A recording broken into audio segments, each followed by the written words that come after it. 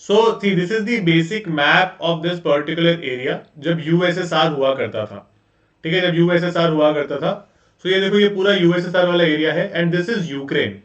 This is Ukraine. ठीक है, एकदम मतलब कह सकते हो एडजॉइनिंग स्टेट है, एकदम एडजॉइनिंग स्टेट है। And this is the Crimea वाला स्टेट जो बहुत बड़ा पॉइंट ऑफ कॉन्फ्लिक्ट रहा है between the US and Ukraine. है ना, तो ये बहुत बड़ा पॉइंट ऑफ कॉन्फ्लिक्ट रहा है, तो इसकी वजह से भी यूक्रेन और यूएस में काफी ज्यादा, सॉरी यूक्रेन और रशिया में, यूक्रेन और रशिया में काफी ज्यादा कॉन्फ्लिक्ट का इशू रहा है Crimea. And we are going to be discussing कि क्यों ये कॉन्फ्लिक्ट का इशू है, why is there so much unrest when it comes to the Crimean controversy, all of that. Ukraine भी यूएसएसआर से ही निकला था। Ukraine also, this part of USSR जो मैं ग्रीन वाला पार्ट दिखा पा रहा हूँ ना आपको, दिस वॉज यूक्रेन। ओके,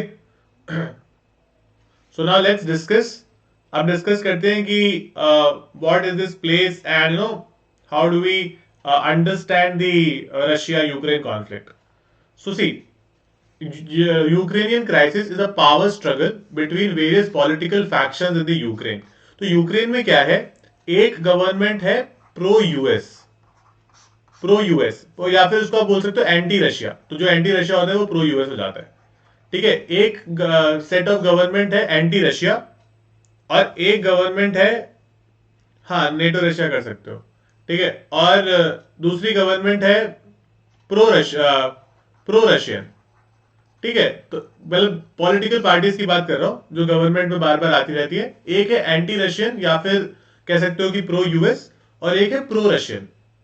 तो इन नटशेल क्या है, it is basically a power struggle, एक पावर स्ट्रगल है between various political factions in the Ukraine. Now, the chief among these factions are the ones who seek to cultivate closer ties with European Union, while other have better relations with Russia. तो ये European union वाले हैं ना, ये US plus European union है। तो there is one faction that wants to keep closer relations with US and European Union, whereas one wants to keep closer relations with Russia. So it was one of the founding members of Soviet Union as well. ठीक है, Ukraine था one of the founding members. Its farmland contributing immensely to the union's economic output from 1920 to 91. तो जो Ukraine में जो farmlands हैं वो USSR की इकोनॉमी के लिए बहुत ज्यादा इंपॉर्टेंट थे। ठीक है, they were extremely important. Now what happened, the crisis reached a boiling point when on November 21, 2013 वहां के जो यूक्रेन के प्रेसिडेंट थे, जो यूक्रेन के प्रेसिडेंट थे Viktor Yanukovych, Viktor Yanukovych, he suspended an agreement with the European Union. Why? Because he was pro-Russian. He was pro-Russian. He suspended an agreement with European union. इनका कुछ agreement था for कुछ trade को लेके, अलग अलग चीजों को लेके। तो जब भी प्रो रशियन सरकार आती है तो वो यूरोपियन यूनियन और यूएस से ज्यादा अच्छे रिलेशंस नहीं रख पाती है, because obviously you can keep good relations, not it's very difficult. मतलब India has good relations with US and Russia both, but it's very difficult to maintain that. है ना, आप किसी एक की तरफ स्टैंड नहीं ले सकते हो, right. So it led to a series of protests for those who supported the agreement with European Union. तो एक obviously set of political parties या supporters थे जो agreement with European Union को support करते थे, उन्होंने काफी ज्यादा protest करना शुरू कर दिया वहां पे। They started a lot of protests. So the subsequent Ukrainian revolution unseated Yanukovych from the president post February 2014. तो वहां पर जो एक तरह से कह सकते हो इतनी सारी प्रोटेस्ट हुई, उसको यूक्रेनियन रेवोल्यूशन बोला गया। और जो वहां के प्रेसिडेंट थे mister Yanukovych, he was defeated. ठीक है, उनको अनसीट कर दिया गया। He was no longer the president from February 2014, right. अब this in turn led to a series of unrest in the eastern and southern regions of Ukraine, whose denizens were more supportive of Yanukovych and pro-Russian policies. अब देखो ये समझ लो, eastern part and southern part of Ukraine, this is pro Russian. ठीक है, this is pro Russian. जो Yanukovych भी थे, यानुकोविच भी प्रो रशियन थे, राइट। तो जब उनको हटाया गया तो जो ईस्टर्न पार्ट के लोग थे, the southern part of Ukraine के जो लोग थे, they did not like this. They said कि दिस इज नॉट डन, आप ऐसे किसी को हटा नहीं सकते हो, है ना। Through the revolution his policies were for the benefit of the country. So this led to a war between the you could say supporters of Mr. Yanukovych and the critics of Mr. Yanukovych, जो उनको opposition में थे, जो उनको oppose कर रहे थे इनके रूल को। ठीक है, नाउ ये पॉलिटिकल क्राइसिस हो गया, इसकी वजह से Ukraine was clearly into chaos, क्योंकि इतना ज्यादा अगर आपकी कंट्री में अनरेस्ट होगा तो your country will not be able to work properly, the economy will turmoil. Exactly the same thing happened in the Ukraine as well.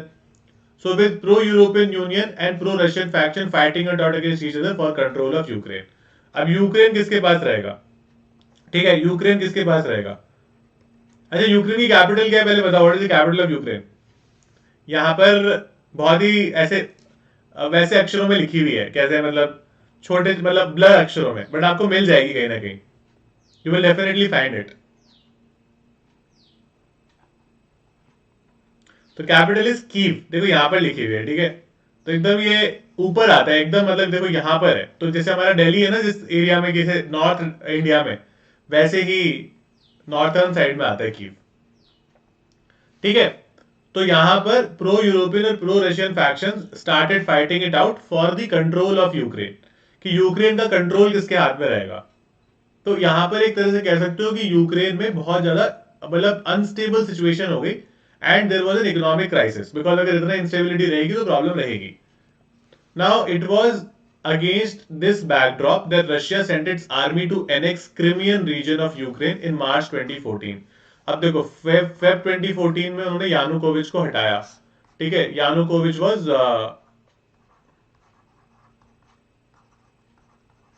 removed. ठीक है, Yanukovych was removed in French 20 sorry in Feb 2014. उसी के एक महीने बाद, उसी के सिर्फ एक महीने बाद यूक्रेन ने क्रिमिया, क्रिमिया मैंने आपको नीचे वो मैप में दिखाया था ब्लू वाला, उसको एनेक्स कर लिया. बेसिकली उस पर वॉर करके उसको अपने अंडर कर लिया, उसको अपने अंडर कर लिया. राइट, अब यहां पर हुआ क्या? Russia's casus belli, casus belli is a legal maxim. इसका मतलब होता है an act or situation that provokes or justifies a war. ऐसी कोई सिचुएशन जो वॉर को प्रोवोक करे. Was that it was protecting its port access to Black Sea in case of political crisis in Ukraine caused disruption in its trade in the region. अब देखो वापस map पे चलते हैं. यहां पर ब्लैक सी है, see this is the black sea. ठीक है, यहां पर ब्लैक सी है. तो रशिया का ना बहुत सारा इंपोर्ट एक्सपोर्ट इस एरिया के थ्रू होता है. ब्लैक सी के through Russia is very you could से बहुत ही एक्टिव ट्रेड होती है रशिया की. तो रशिया ने ये बोला कि हमने क्रिमिया को इसलिए अटैक किया था because we did not want कि यूक्रेन में जो सिचुएशन है that disrupts our trade. So we did not want that kind of a situation. That is why we did not have any other option. We had to annex Crimea. Now Russia's invasion further bolstered the pro-Russian forces in Ukraine. अब अगर क्रिमिया भी Russia ने कर दिया है तो उससे कह सकते हैं कि सिचुएशन बेटर हो गई है ना. मतलब सिचुएशन किसके लिए बेटर हो गई? For the pro Russian forces. जो प्रो रशियन फोर्सेस थे उनके लिए सिचुएशन काफी ज्यादा बेटर हो गई because they were more powerful now.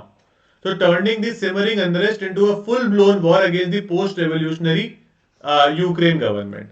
Now this led to a proper civil war, ऐसे कह सकते हो. ठीक है, this led to a proper civil war in Ukraine और वहां पर बहुत ज्यादा इंस्टेबिलिटी होगी. ठीक है, there was like widespread instability in the Ukrainian era. तो ये क्रिमियन कॉन्फ्लिक्ट था जो क्रीमिया में यूक्रेन ने जब एनेक्स किया था तो यूक्रेन में और ज्यादा, सॉरी जब रशिया ने एनेक्स किया था तो यूक्रेन में बहुत इंस्टेबिलिटी होने लगी उस टाइम से. ठीक है, Russia Crimea became and sorry Ukraine became extremely unstable. Right, अब अगले 4-5 साल में the military conflict between Ukrainian soldiers and Russian backed separatists continued in eastern Ukraine and more than 10,000 people were killed. ठीक है, अगले 4-5 साल में ये फाइट चलती रही और करीब 10,000 के आसपास लोग उस फाइट में मर गए. These were either Russian soldiers or Ukrainian soldiers. ये फाइट चलती गई. अब आपको पता है कि अगर कहीं पर वॉर हो रहा है और उसमें एक साइड पर रशिया है तो अगली साइड को सपोर्ट करता है यूएस, अगली साइड को सपोर्ट करता है यूएस. तो जो यूक्रेन में जो प्रो यूएस और प्रो यूरोपियन यूनियन वाली गवर्नमेंट है उसको सपोर्ट किया यूएस की नेटो फोर्सेस ने. That was supported by US की नेटो फोर्सेस. राइट, तो वहां पर जो वो थे क्या कहते हैं मिस्टर जोसेफ स्टैलिन, स्टैलिन का नाम सुना होगा सबने. Soviet union sent ethnic Russians to eastern part of Ukraine. तो स्टैलिन कह सकते हो कि यूएसएसआर के one of the most popular leaders रहे थे. ठीक है, he was one of the most popular leaders of USSR. तो जोसेफ स्टालिन ने क्या किया था, सोवियत यूनियन से काफी सारे रशियंस को ईस्टर्न पार्ट ऑफ यूक्रेन में रहने के लिए भेजा था उस टाइम पर, जब कोई कॉन्फ्लिक्ट नहीं था, इट वाज यूक्रेन मतलब वो पूरा यूएसएसआर का ही पार्ट था। तो तब से वो लोग वहीं रह रहे थे। That is why eastern portion जो है ना, जो ईस्टर्न पार्ट है, that is dominated by the Ukrainians, sorry the Russians. तो ईस्टर्न यूक्रेन का part is dominated by the Russians. So this was to solidify the Soviet control in Ukraine and seriously undermine any prospect of any indigenous freedom movement if ever took place. तो ये मतलब इन्होंने कह सकते हो कि anticipate कर ली थी। He had clearly anticipated a situation like this कि अगर कोई भी वॉर हुआ at any point in time, you know, if any war happens where Ukraine wants its freedom or Ukraine wants कि नहीं, we do not want Russian interference in our matters, उस case में these people will help। ये जो हमने Russians वहां पर भेज रखे हैं इतने सारे, वो हेल्प करेंगे। और एग्जैक्टली exactly हुआ भी यही, जब यूक्रेन साइडेड विद यूएस और दी नेटो फोर्सेस और यूरोपियन यूनियन, दीज रशियन के जो लोग थे, जो मतलब रशिया की मिलिट्री मान लो, जो मिलिट्री उन्होंने भेजी थी, उन सबको इन लोगों ने हेल्प करी काफी ज्यादा। So as a consequence, Russian president got the reason he needed to send his army to Ukraine because he was sure that he would find support for his actions in the country. तो उन्होंने army भेजी और उनको पता था कि मुझे support मिलने ही वाला है, बिकॉज काफी सारे रशियंस रहते हैं यूक्रेन में, तो उनको सपोर्ट वो मिला भी। तो क्रीमिया का जो कॉन्फ्लिक्ट है, वो यूक्रेन में आधे लोग ऐसे हैं जो बोलते हैं कि उन्होंने बिल्कुल सही किया क्रीमिया को एनेक्स करके। ठीक है, there is a big population in the US, sorry, there is a big population in the Ukraine which says that Crimea का एनेक्सेशन वाज करेक्ट। ठीक है, रशिया ने कुछ गलत नहीं किया। Now the pro-Russian faction was bolstered by this incursion, which allowed Yanukovych to return to Kiev. अब Yanukovych वापस आ चुके, यानुकोविच अभी हट गए थे। ठीक है, he had fled, he had went back to Russia। Back तो क्या मतलब, थे तो ये यूक्रेन के ओरिजिनली, बट ये रशिया चले गए थे। ठीक है, after he was removed as the president, he went back to Russia. The Ukraine's desire to open its market to European Union and to collude with US companies to develop its natural gas reserves were perceived by Russia as a huge threat। देखो, natural gas, अभी मैंने आपको north 2 के आसपास भी बताया था कि नेचुरल गैस ना रशिया में बहुत बड़ा प्रोडक्शन है। वहां की कंपनी है गैसप्रोम। ठीक है, वहां की कंपनी गैसप्रोम विच इज प्रोड्यूसिंग, ले कह सकते हो दुनिया में सबसे ज्यादा नेचुरल गैस प्रोडक्शन कह सकते हो, वो यहां पर होता है। राइट, और वो यहां पर होता है। तो जब यूक्रेन अपनी इन डिमांड्स के लिए ईयू और यूएस के पास जाने लगा, ठीक है, when EU and US started supporting Ukraine's demand of natural gas, और तो रशिया को लगा कि भाई this is a threat to our economy, ये तो हमारी इकोनॉमी के लिए थ्रेट है, because they are not now buying it from us, they are buying it from the you could say rivals, because वहां की जो गवर्नमेंट है दैट इज प्रो राइवल्स, जो रशिया के राइवल्स है वो। So the event in Ukraine had both domestic and international consequences. So as per the estimate by the World Bank, economy of Ukraine contracted by 8% the same year. 2014 में 8%। Because देखो Ukraine क्या कर रहा था, Ukraine ने ना सिर्फ Russia को नुकसान पहुंचाने के लिए अपना ऑयल और अपना नेचुरल गैस कहीं और से ले रहा था। यूक्रेन के फायदे की बात नहीं थी ये। ठीक है, गवर्नमेंट रशिया सपोर्टर थी, रशियन सपोर्टर गवर्नमेंट तो हट चुकी है ना, यानुकोविच हट चुके हैं। यानुकोविच कीव में आए हैं but he is not the president. तो 2014 फेब में he has been removed as the president. ठीक है, अब वो नहीं है। इसके बाद में अभी जब हम अक्टूबर की बात कर रहे हैं, तो उसके बाद में प्रो यूक्रेन वाली गवर्नमेंट है, जो प्रो यूएस वाली जो गवर्नमेंट है वो आ चुकी है। So in turn, a slew of sanctions imposed by the United States and EU crippled Russian ruble, resulting in Russian financial crisis। अब यहाँ पर क्या हो गया, यूएस और ईयू ने और सैंक्शंस लगा दिए यूएस के रशिया के गुड्स पर, क्योंकि यूएस और EU are together in this with Ukraine. ना उन्होंने रशिया पर और सैंक्शंस लगा दी, इस चक्कर में रशियन फाइनेंशियल क्राइसिस हो गया, रशियन फाइनेंशियल क्राइसिस हो गया वापस। नाउ ऑब्वियसली रशिया की इकोनॉमी थोड़ी बिंडल करी इसलिए, बट रशिया ना इतना ज्यादा मतलब कह सकते हो कि पावरफुल है अभी भी, that it was able to come out of that. मतलब यू कैन से कि मतलब it is not as powerful as it was when USSR was there, मतलब it is not as powerful as US you could say, but still it is quite powerful to be able to fend off such kind of sanctions and there consequences. So the conflict in the eastern Ukraine began in April 2014 and fighting between Ukrainian military and Russian-backed separatist rebels.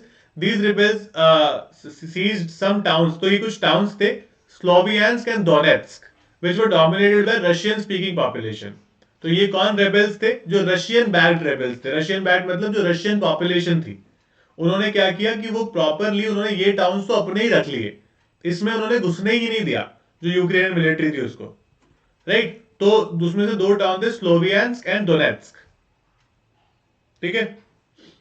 Ukraine is also producer of natural gas. It is, but not as much as Russia. Russia is on the next level.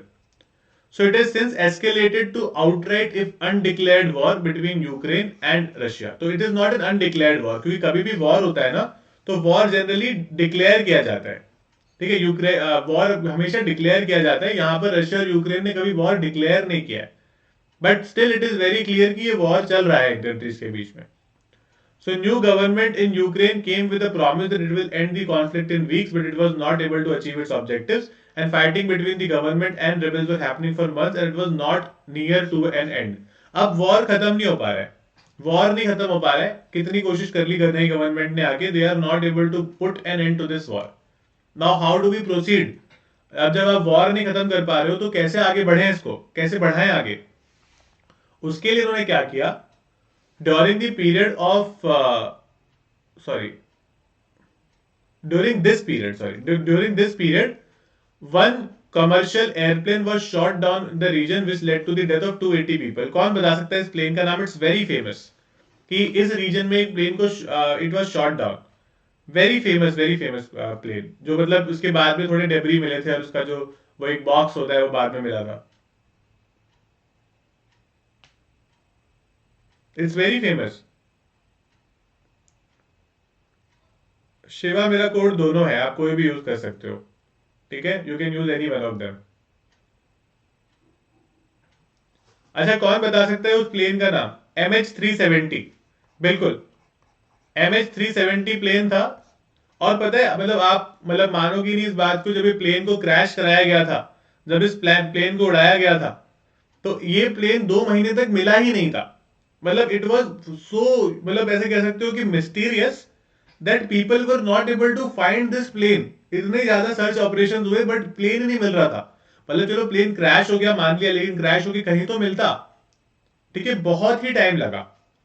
So although both rebel and the government blame each other for this, but need for cease fire was felt by all the world. अब यहां पर किसी को नहीं पता कि Ukraine ने करवाया था या रशिया ने करवाया था। नोबडी न्यू एग्जैक्टली करवाया किसने था, राइट। तो ये मतलब ये क्रीमिया रीजन के आसपास ही हुआ था, दिस पर्टिकुलर थिंग हैपेंड, ठीक है। दिस हैपेंड समटाइम इन 2014 के आसपास ही हुआ था ये भी, राइट। 2014 में ही हुआ था, इनफैक्ट 2014 में ही हुआ था, 2014 की कभी एंड में ही हुआ था ये, right.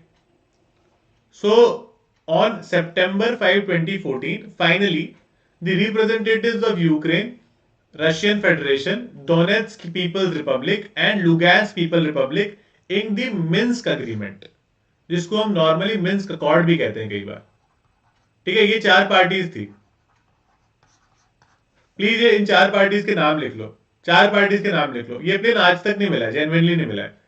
Representatives of Ukraine, Russian federation, Donetsk people's republic and Luhansk people republic, इन्होंने एक मिन्स्क एग्रीमेंट साइन किया 2014 में to stop the war in the Donbas region. आपको याद होगा मैंने आपसे डॉनबास वाला क्वेश्चन पूछा था क्विज में, I had asked the Donbas reason वाला क्वेश्चन। तो यहां पर जो मेन जो रीजन जहां पर वॉर चल रहा था पर्टिकुलरली बहुत ज्यादा, मतलब कह सकते हो सबसे severely, that was the Donbas region, जिसके लिए मिन्स्क एग्रीमेंट साइन किया गया था, मिन्स्क अकॉर्ड साइन किया गया था, राइट। और इसको मिन्स्क अकॉर्ड इसलिए कहते हैं because Minsk is the capital of Belarus, ठीक है। मिन्स्क बेलारूस की कैपिटल है, और बेलारूस में बैठकर उन लोगों ने फाइनली साइन किया था at a neutral land. So the agreement was inked after widespread talks in Minsk Belarus under the patronage of the organisation of security and cooperation in Europe, ठीक है। OCSE करके एक ऑर्गेनाइजेशन है, उसने कह सकते हो कि ओवरसी किया था इसको। It oversaw the entire talks, the entire agreement के जो talks हुई थी उन्होंने ये किया था, राइट। तो दिस काइंड ऑफ अग्रीमेंट, एक सीज फायर का क्या मतलब होता है कि 2 पार्टीज लड़ रही हैं बुरी तरह से, उनको अलग अलग करना। तो आपने देखा होगा कि इंडिया और चाइना के बीच में जो लास्ट ईयर कॉन्फ्लिक्ट्स हो गए थे, उसमें सीज फायर अग्रीमेंट हुआ था कि प्लीज डू नॉट फाइट, है ना, there was a cease fire agreement between these two countries as well,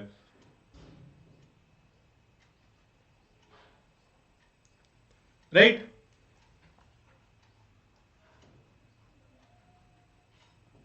Now, the settlement, which followed numerous earlier efforts to stop fighting in Donbass, put into action an instantaneous ceasefire. एक ceasefire बनाया गया एकदम instantly कि भाई अब आज से please do not fight, ठीक है.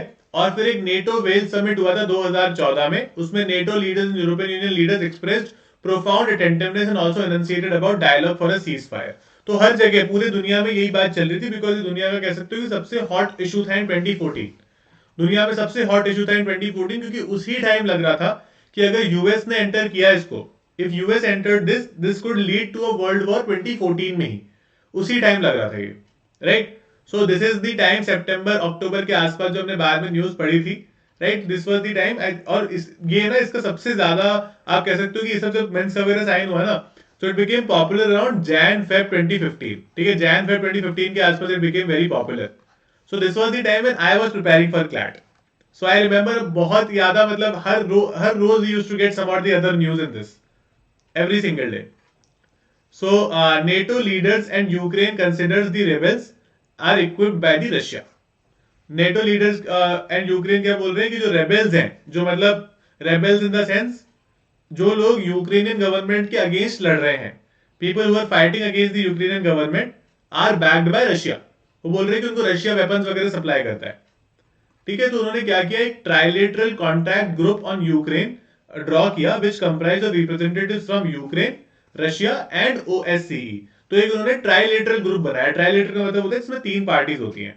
तो trilateral contact group on Ukraine बनाया गया, जिसमें तीन पार्टीज थी. एक पार्ट मतलब एक यूक्रेन रहेगा, उसके रिप्रेजेंटेटिव्स, एक रशिया के रिप्रेजेंटेटिव्स, और एक कह सकते हो कि इनका ब्रोकर या फिर पीस मेकर जो इनके बीच में है ना, जो इनका कह सकते हो कि मीडिएटर है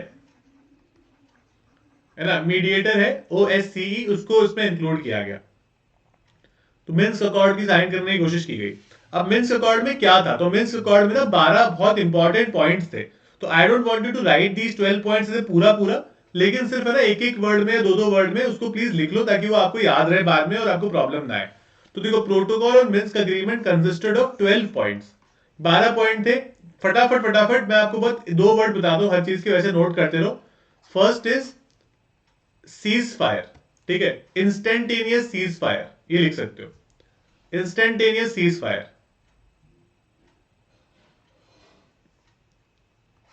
second is OSCE as mediator.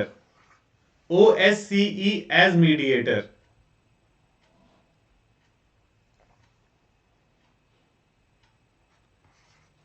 ठीक है.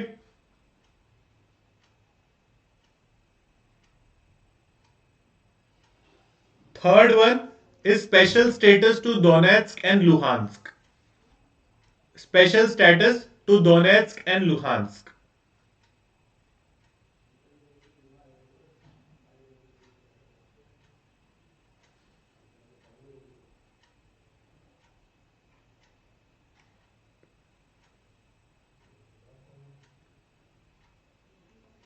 ठीक है. Fourth one is certain security zones on Russia Ukraine border. Security zones on Russia Ukraine border.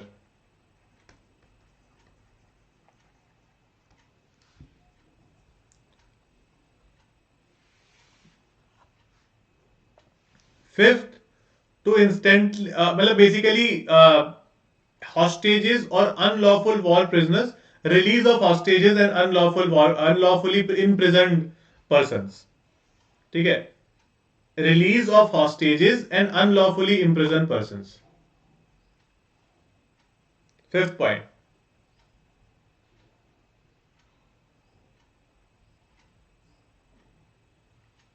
ठीक है.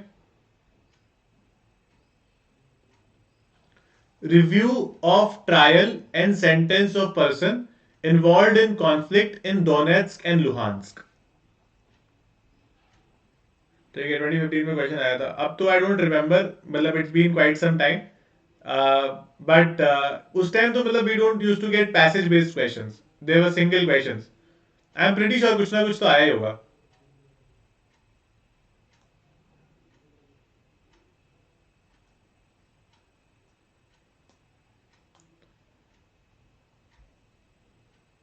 ठीक है, सो यहां पर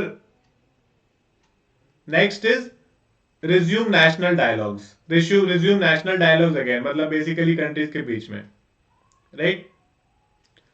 next is improve the conditions in Donbas region. Improve the conditions in Donbas region. वहां पर जो आपने मतलब इतना वॉर करके थोड़ा प्रॉब्लम क्रिएट कर दिया है, वहां के सिचुएशंस को इंप्रूव करो आप। Now confirm local election agreement with law of Ukraine about, तो मतलब basically local election in Donetsk and Luhansk. Local election, क्योंकि उस जगह को स्पेशल स्टेटस दे दिया जाएगा, तो वहां पर लोकल इलेक्शंस करवाए जाए।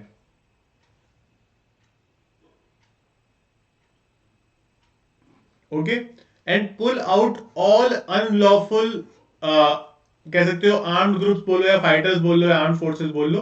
तो pull out all unarmed, sorry, pull out all unlawful armed forces from Ukraine. Pull out all unlawful armed forces from Ukraine.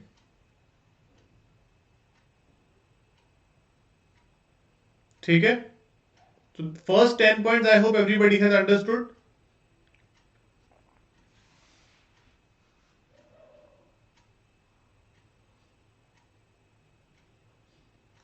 Next is economic recovery and reconstruction of Donbas. ठीक है, वापस आए थे ये। तो यहां पर देखो क्या है, यहां पर वो बोल रहे हैं कि ह्यूमैनिटेरियन कंडीशन, बेसिकली जो लोगों की हालत है उसको इंप्रूव किया जाए। और यहां पर वो बोल रहे हैं कि जो डॉनबास पूरा रीजन है उसकी इकोनॉमिक रिकवरी पर भी काम किया जाए। ठीक है, और जो लोग भी डिस्कशन में इंक्लूडेड है, जो मतलब रशिया और यूक्रेन के बीच में जो डिस्कशन हो रहे हैं, उनको पर्सनल सिक्योरिटी प्रोवाइड की जाए, बिकॉज उनकी जान को खतरा हो सकता है।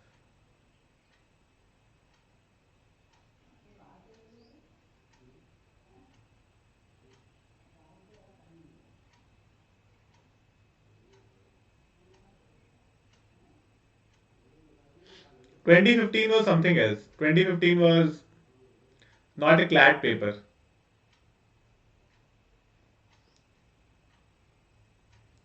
ठीक है,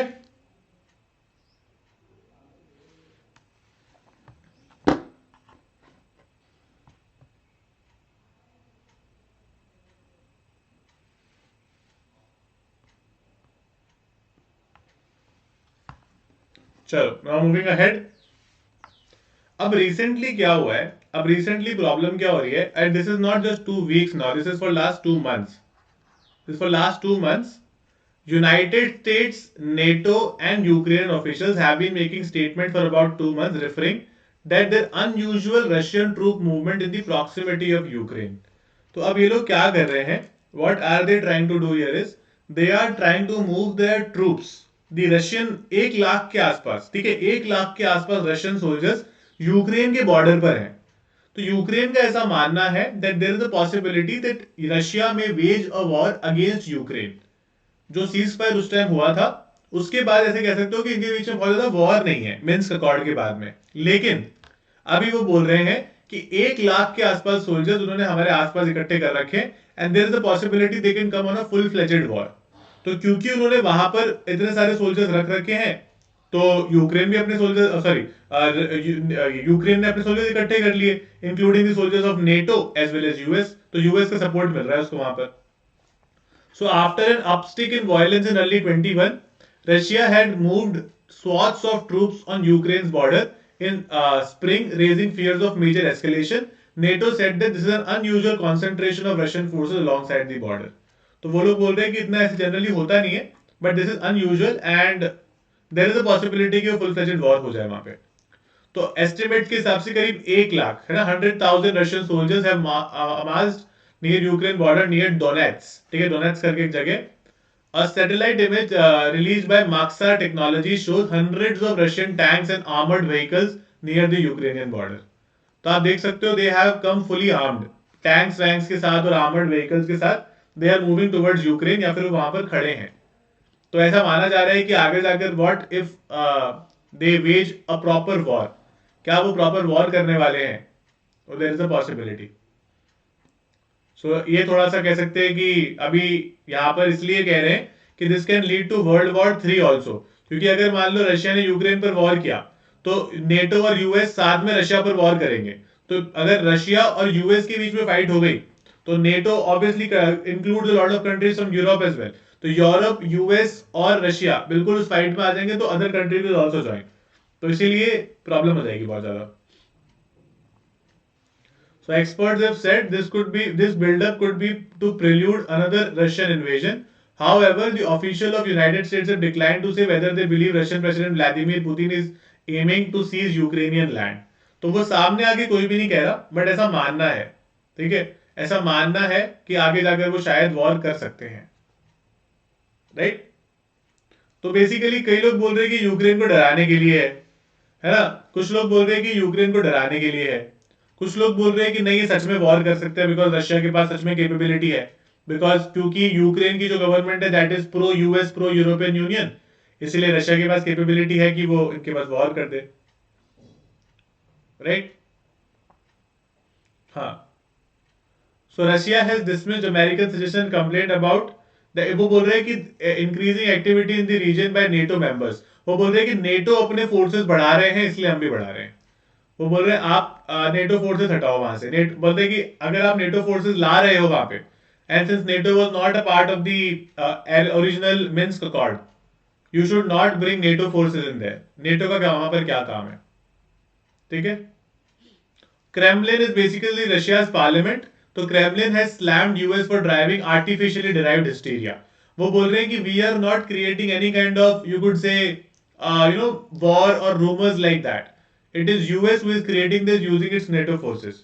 ठीक है, it is been US at the कह सकते हो कि स्टार्टिंग पार्टी यूएस है। We are not something, we are doing it only for our, you could say, security. Right.